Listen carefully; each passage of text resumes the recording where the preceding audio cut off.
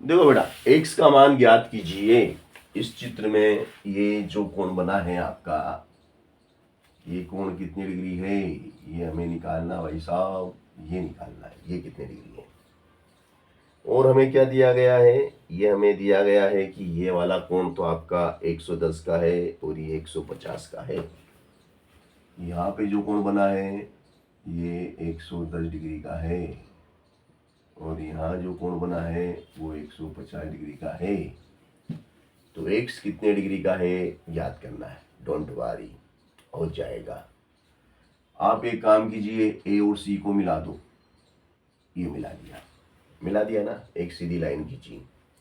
तो भाई साहब देखो ऐसा है, ये पूरा कितने का है, ये पूरा कितने का है 110 का। ये पूरा कोण आपका 110 डिग्री का आपको दे रखा है। इस पूरे कोण की मान है 110 डिग्री। अब आपने लंब डाला, लंब डालने से इधर वाला भाग ये कितने का हो गया, 90 का हो गया, क्योंकि एक आड़ी और एक खड़ी, ये आड़ी और ये खड़ी, तो 90 का कोण बनता है। तो ये 90 का हो गया भाई साहब। अब ये पूरा कोण कितने का था अभी आपके सामने, 110 का था। उसमें से ये इतना हिस्सा तो कितने का हो गया, इतना हिस्सा 90 का हो गया। तो बताओ इतना हिस्सा कितने का होगा, 20 का होगा। तो ये वाला हिस्सा छोटा, ये 20 डिग्री का है ना। देखो फिर से बता देता हूँ मैं थोड़ा सा, ये 20 डिग्री का होगा, ये 20 डिग्री का और ये 90 का। तो 20 और 90 वही 110 हो गए, है ना।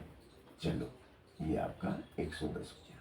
अब इसी प्रकार से ये वाला हिस्सा तो 90 का हो गया, ये वाला हिस्सा तो 90 का हो गया, ये 90 का है। अब इस पूरे का मान कितना था अभी आपके सामने, 150, उसमें से ये 90 का है, तो ये कितने का है, 60। तो ये 60 का हो गया, है ना। तो ये आपका 60 डिग्री का हो गया। अब इस प्रकार से आपको एक त्रिभुज दिखाई दे रहा होगा, इसको नाम दे दो O। क्या नाम दे दो, O। तो ये देखो ये त्रिभुज बन गया, ये त्रिभुज है, ऐसा त्रिभुज है आपके पास। ये तो 20 डिग्री का कोण है और ये 60 डिग्री का कोण है और ये O, इसको A और इसको B नाम दिया है। तो ये 60 का है, ये 20 का है, तो ये कितने का है, तो ये कितने का हुआ। अब भैया ये हमें निकालना है ना। तो इसको हम मान लेते हैं फिलहाल, अभी कुछ भी नहीं तो y मान लो कि भाई ये y डिग्री का है। इसको y मान लिया कि भैया ये y डिग्री का है ना। अब हम जानते हैं त्रिभुज के तीनों कोणों का योग y धन 20 धन 60 बराबर 180 होता है। तो y धन 80 बराबर 180, तो y बराबर 180 माइनस 80, तो y बराबर 100। y का मान कितना आ गया, y बराबर 100 डिग्री, y का मान आ गया 100। अब y 100 डिग्री है, यानी कि ये वाला हिस्सा 100 का है, ये वाला हिस्सा 100 का है, ठीक है ना। तो भैया देखो ये कितने का है, 100 का। भी आपने निकाला कि भैया ये 100 डिग्री का है।